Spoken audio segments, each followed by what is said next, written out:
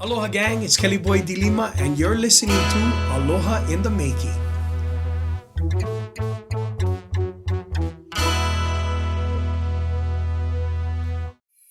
Tell us the difference about how you learned music and how your children learned music. My music upbringing was all ear. My dad always taught me by ear. He would hold the G chord and C would be first G and D would be second G or something like that.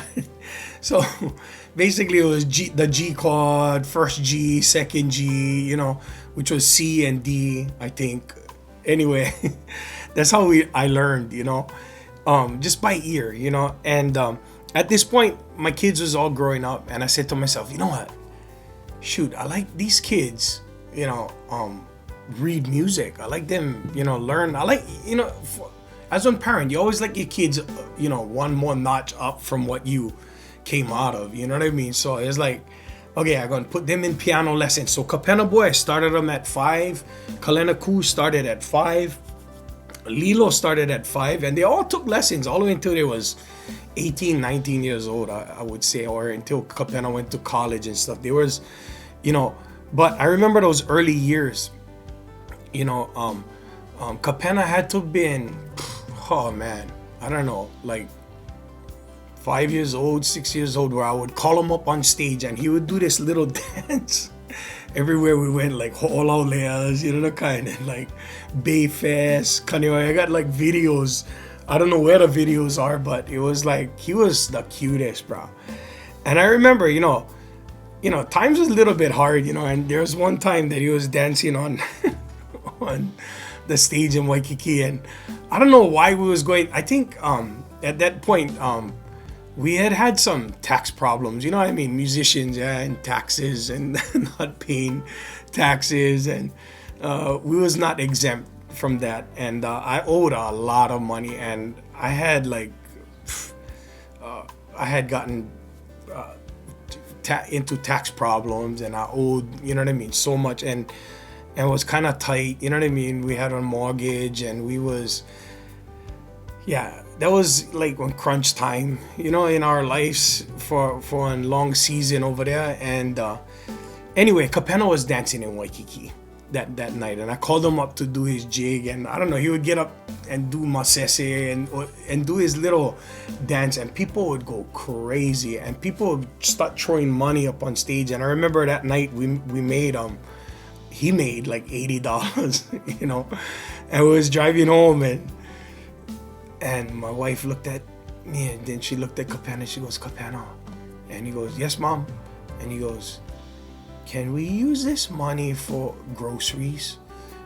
And Kapena in his little voice, he said, yeah, mommy, you can use the money, of course, take them, and I never forget that, like from one young age, bro, like our kids was like contributing already, to like the family, and when I saw that, and I saw him kind of start this movement like inside of my family, it came to my mind like, brah, I should incorporate our children, into this the kind, because hard for live in Hawaii, it's so hard for grow up in these islands and make ends meet, and even in those days, and it just my brains, that thing just started, it hit me, and I said, you know what, I'm going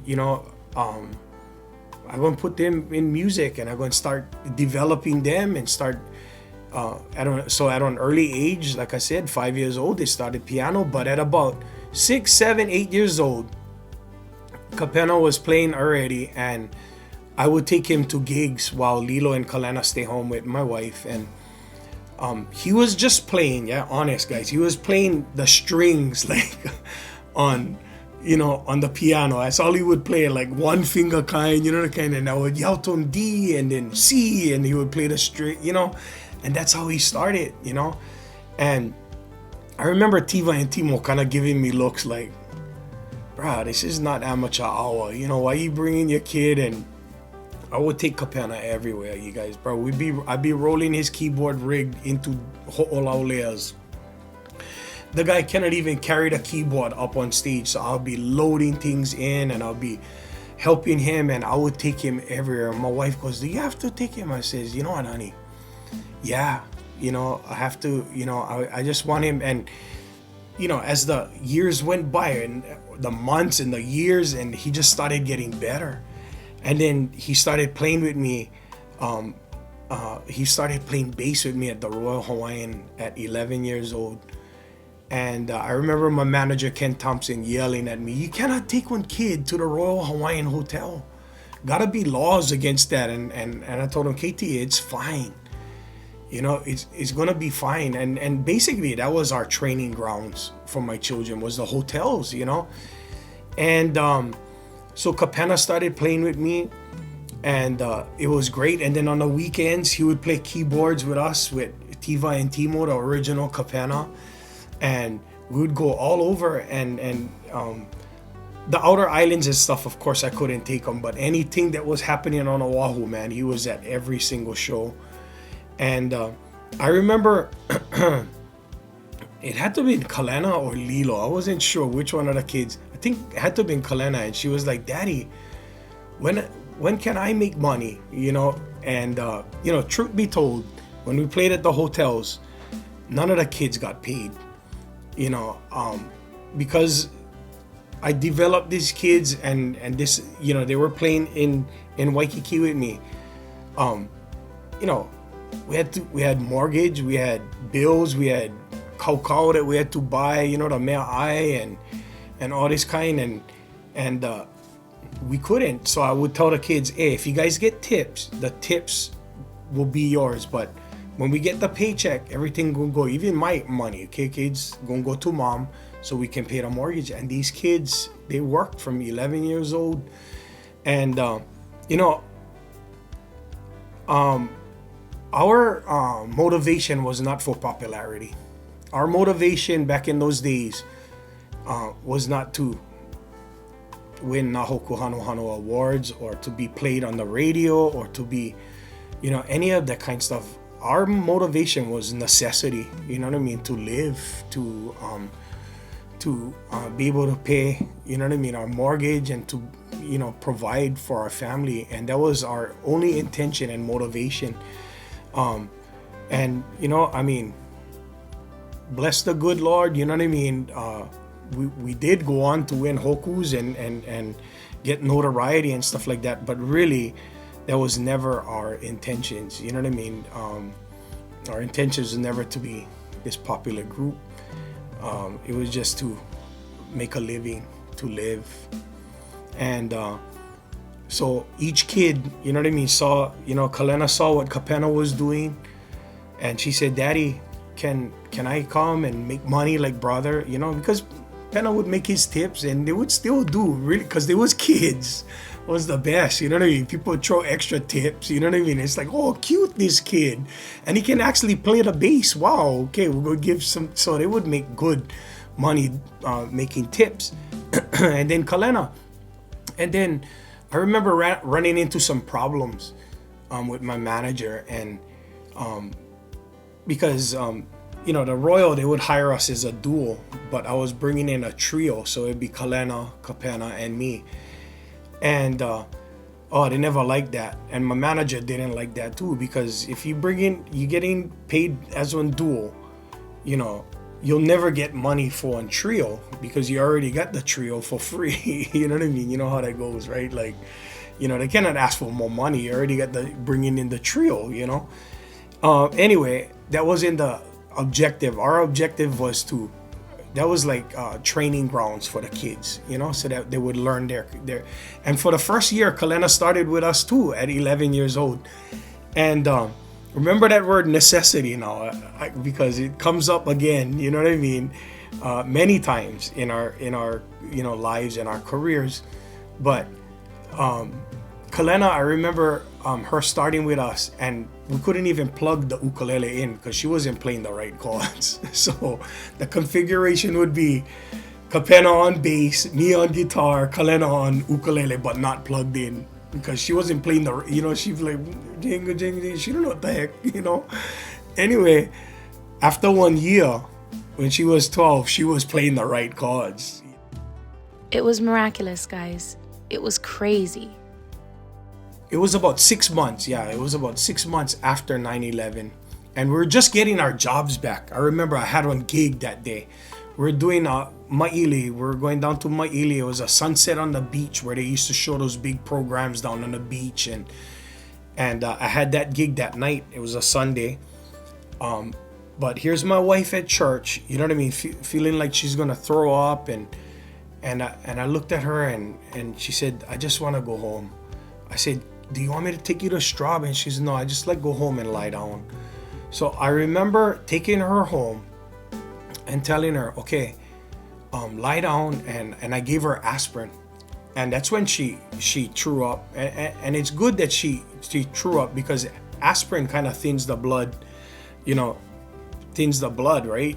So I looked at her and I said to myself, man, I get a couple more hours before I gotta go make my way down to, to the west side to go do this show.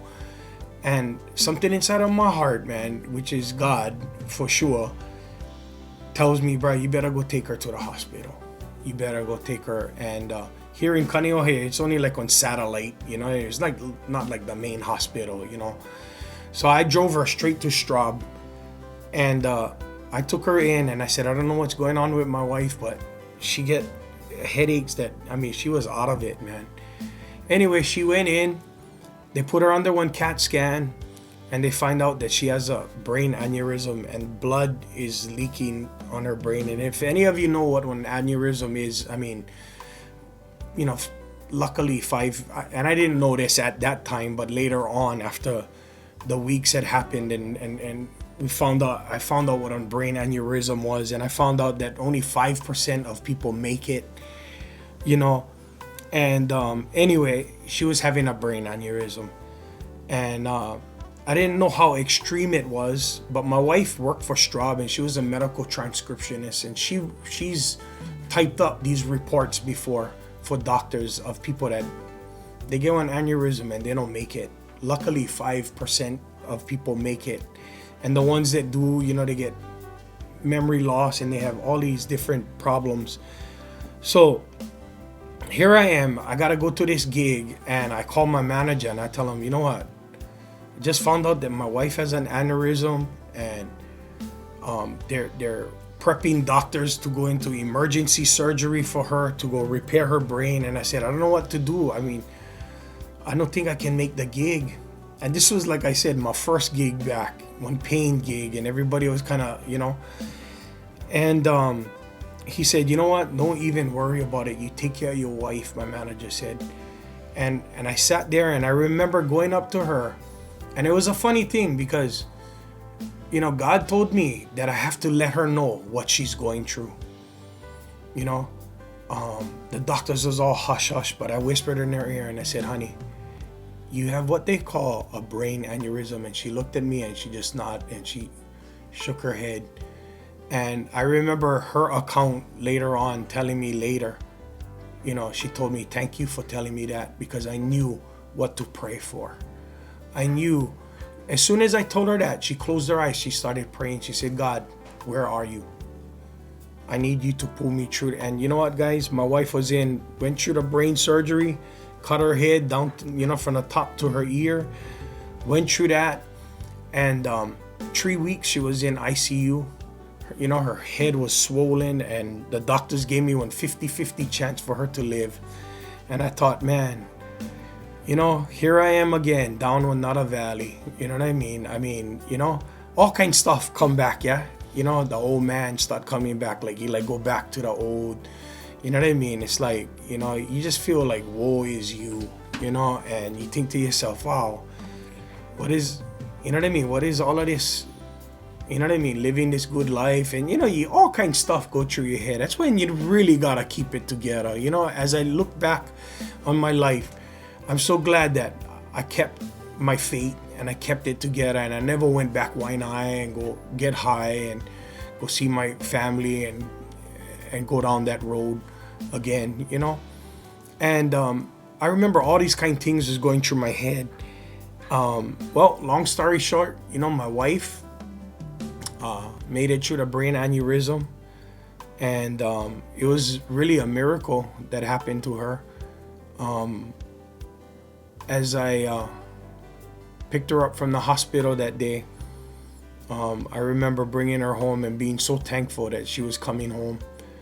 And a few days later, the doctor that did the operation wanted her back, and we went in and they took new CAT scans, and they looked at her brain, and in the CAT scan, and the doctor was like loss of words, honest guys, loss of words. He was like, he called his nurse back in like twice, looking at this chart, and he said, you know, is this Mrs. DeLima's chart, her brain scan? And I said, the nurse is like, yes, doctor, we just got him. And he goes like this, and you know, it's kind of awkward, you know, I'm looking at the doctor and I saying, doc, everything okay? I mean, it was so awkward that he wasn't talking, and I was like trying to make up, you know, things, like drum up some conversation, like, okay, so what kind of rehab do we have to do, and you know, what kind of medicine? And he said, Mr. DeLima, hold up. He says, he looked at this CAT scan, and he looked at his nurse, and he said, this is her CAT scan, and she goes, yes, doc, we just got it. Here it is, you know. And he said, I don't know what's going on, Mrs. DeLima and Mr. DeLima, but the brain that I'm looking at right now looked like you got a new brain inside your head. He told my wife that. And I looked at her, as God is my witness, and I said, what? He said, and he just shook his head. He said, looked like she got a new brain inside of her head, you know? And he looked at us and he said, I'm not going to schedule rehab. I'm not going to prescribe her any medication. Go home, and I hope that I never see you guys again. And he sent us home, and I was like, what the heck was that? And you know something? It was like one miraculous, like, healing miracle that, I mean, if I never seen it for myself, I would not believe it. And we went home, and you know, all this memory loss that I thought, you know, that, you know, they said that you get, you know, some people, they cannot even drive cars anymore. You know, I mean, my wife, I mean, this is how much of a miracle it was. I was hoping that some of the parts of my life that, you know what I mean, that I jammed up with her with, I wish that she would have memory loss of that. But bruh, she never, I mean, she remembered everything. I mean, down to the minute and a second. You know what you did to me, DeLima, 20 years and 3 hours and 19 seconds ago, you know? You know, and it was like, bruh, it was like a miracle. I mean, she's so witty, and she's so, you know what I mean? Like, she's got one mind, you know what I mean? Like, you know, we just saw the power of God kind of just, you know what I mean, heal her. And it was miraculous, guys. It was crazy.